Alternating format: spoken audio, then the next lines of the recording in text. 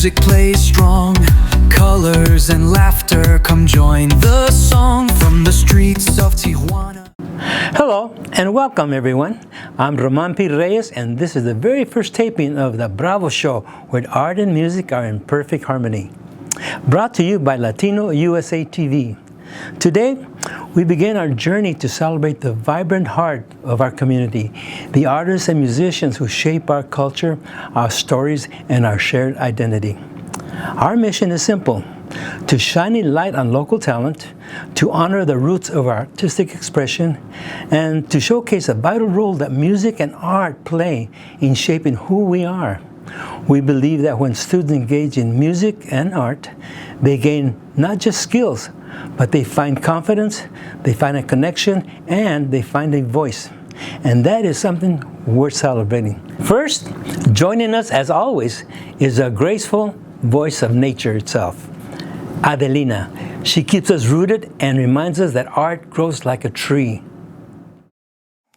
And just like a tree, Roman, our trees have deep roots and wide branches. Bravo! Next, the spirit of creativity, music, and joy. Xochipile.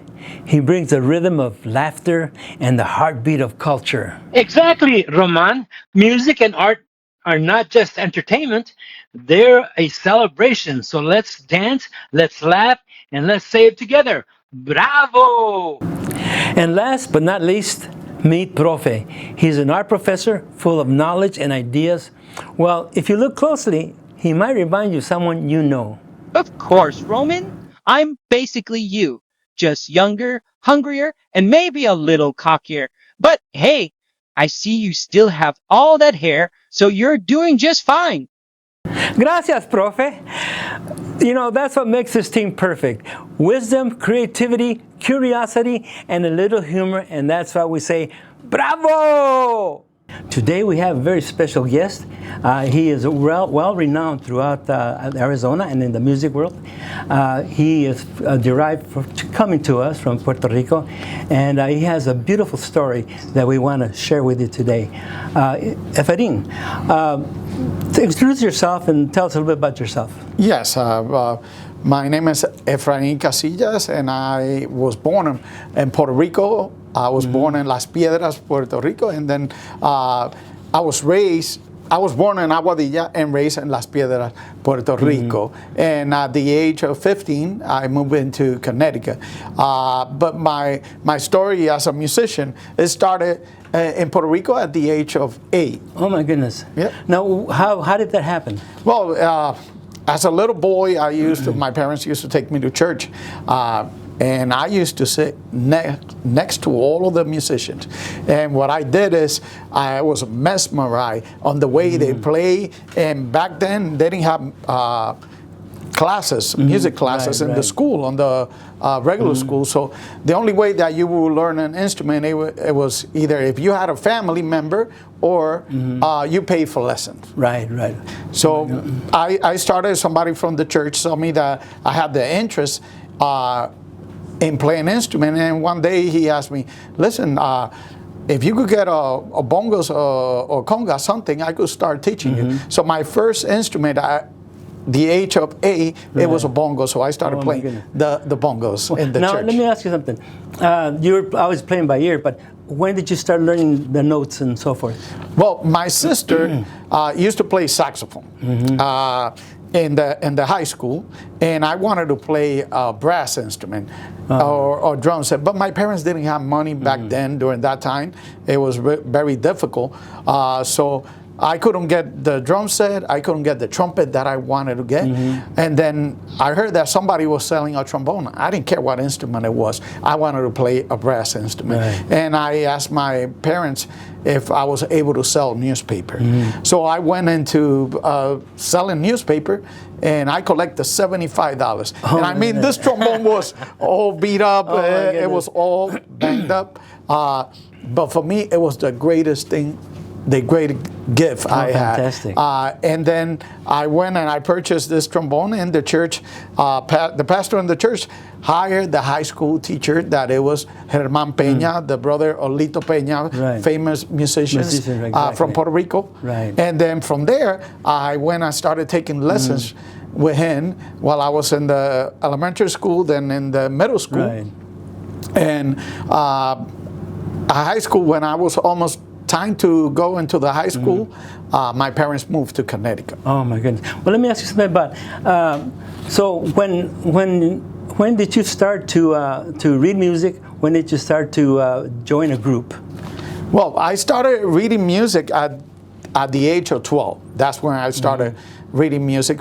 Before that, it was everything by ear, Right. just listening and playing and pick up whatever I could pick up Right. with the music. I remember that I used to put love you, papi, love, and you hear me with the conga over there. Oh, fantastic. Yeah. Any song I could find, I was hitting. I used to drive my mom crazy. Oh, my goodness. They had those Rovira crackers that they used to sell with the can. Right. That was my drum too. I take anything and I used to drum with anything Oh, my goodness. that we had. But at the age of 12 and 13, I started reading Right, music. right. And then one thing that happened to me when I first moved into Connecticut, there was in the town of Waterbury, Connecticut, there was 5 high school.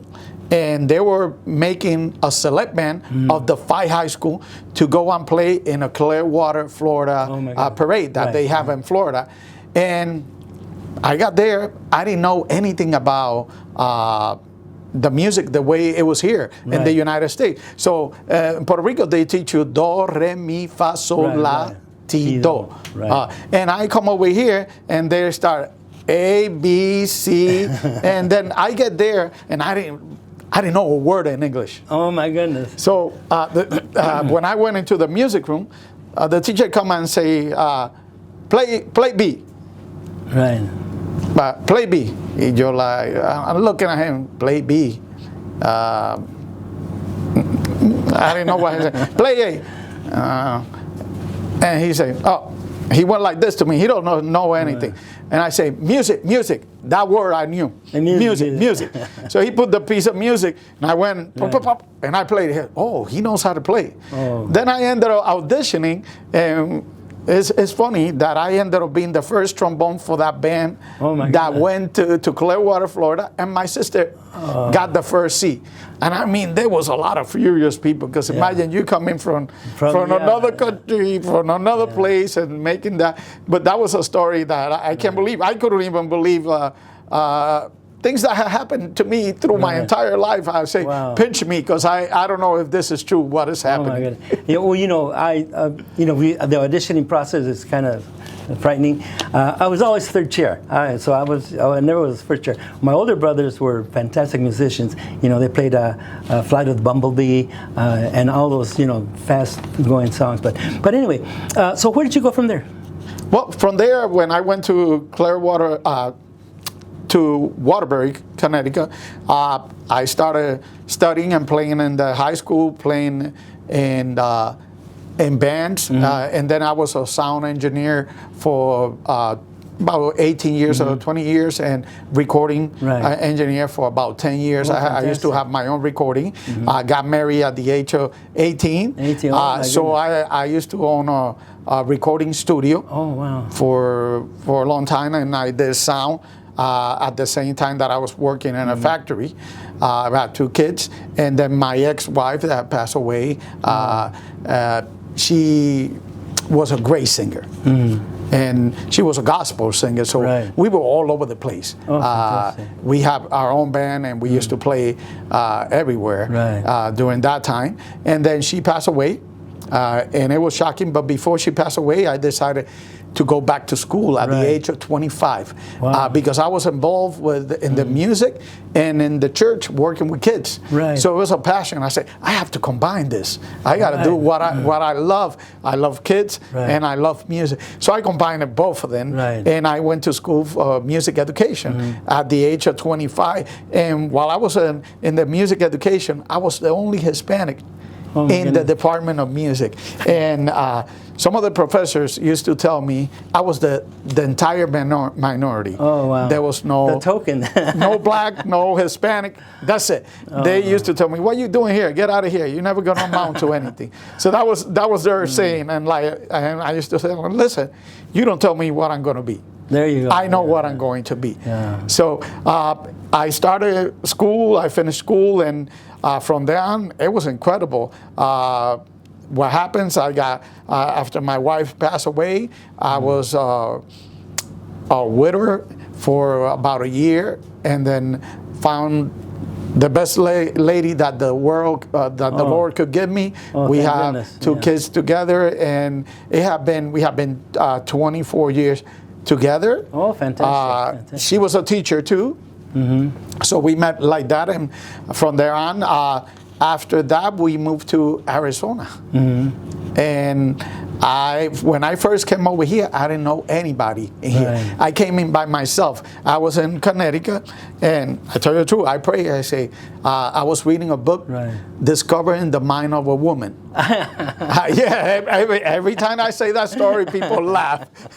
And the person that wrote the book was in here, and we were having some problems, some marriage problem. And I told my wife, I'm going to run to Arizona and go and do counseling with this gentleman. Yeah. So I did, and she said, "But you don't know anybody over there." I say, "I feel like I have to go to Arizona." Oh, wow. And I had a motorhome. I connected the motorhome, all my recording equipment inside the car and my instruments, and started driving.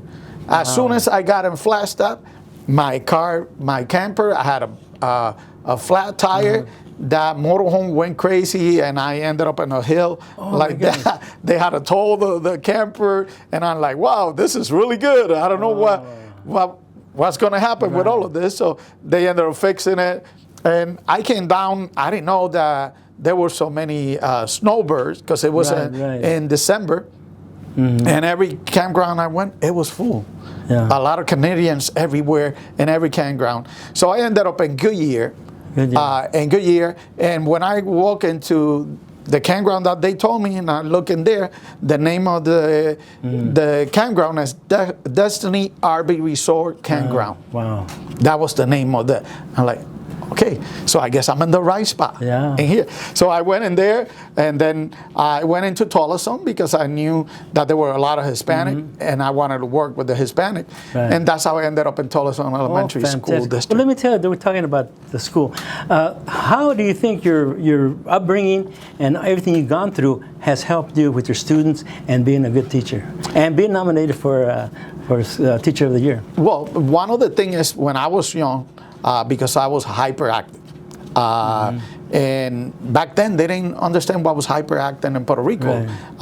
So they went in and put me on a special ed class because they didn't know what was wrong with me. And I'm like, I know all of this that they're showing me here. And I'm sitting there and like, I know all of this. So that situation propelled me to go to school because I didn't want kids to go through what I went through.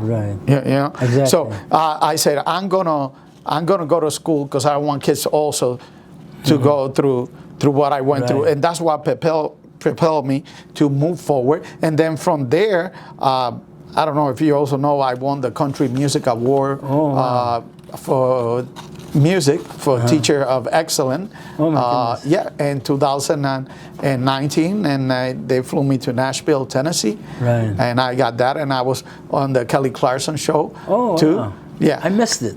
You missed that one. Okay, you can go back and see it. They have it around.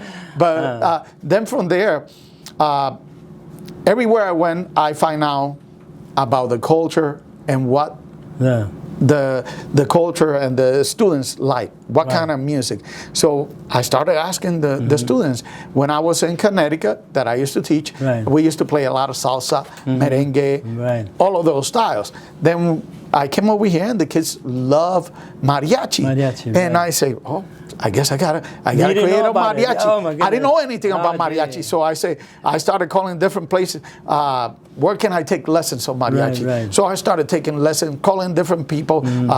I got Jeff Nevin's Right. book, which is an amazing book, the Tucson Mariachi Conference, and I went to all of these other places trying to learn and trying to get information to learn. And then I started, and my kids, we have been already for 13 years straight having an amazing mariachi Oh my goodness. there Yes, in Tolleson. excellent. Now let me ask you something.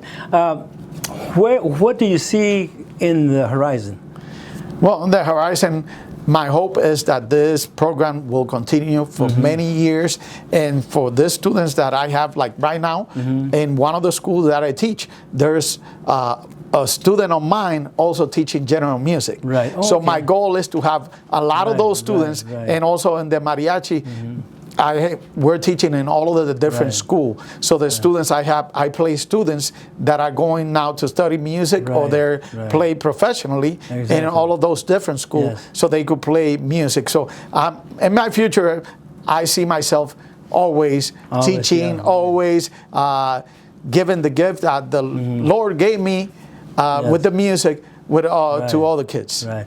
Well, you know, that's, I know with Irma Payan and myself, it just, you know, makes our heart, you know, just pound when we see some of our former students being successful and then come back and say, you know, you helped me do what I'm doing now and so forth. So I can see how that happens with yourself.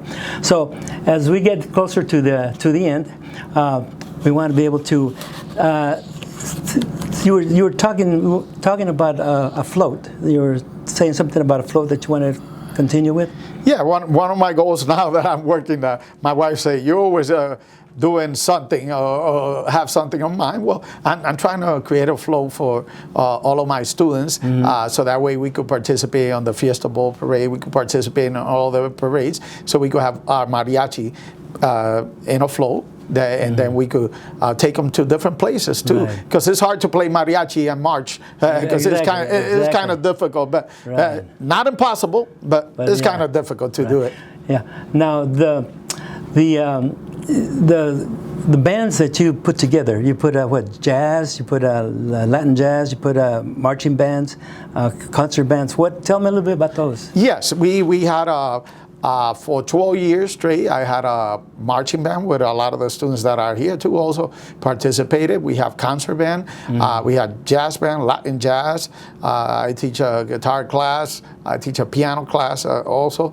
And those kids that I teach on the mariachi, they're there every morning, 6:15 or 6:30 in the morning, ready to learn. And this is just a small amount of the students that we have. We actually have about 85 students learning now in the morning. Now, do you think you passed some of this information, the wealth of information that you have, to your students? And if you did, how did you do it? Yes, I have. A lot of them overpassed me. I have a few students that, two students that had gone to Berkeley School of Music to study performance, and other students that are amazing musicians and playing not only in jazz but also not only in mariachi but in jazz, salsa. So I had different styles that I have played through the years. Like when I was up in Estrella Mountain on the school teaching on Estrella Mountain, I had a jazz band in there that we opened for the Phoenix Symphony twice with that group. So wherever I've been, I have worked depending on what the students like and what the community like. So this has been a super fantastic talk that we've had. It just makes me with wonder. And you know what? We're going to go see your students now. So we're going to go over there, and what are they going to play? Well, they have a few songs that they're going to be playing. Ojitos Traidores, they have La Negra, and other amazing songs popular in mariachi. And we'll probably even play En Mi Viejo San Juan. Well, let's go. All right. 1, 2, 3.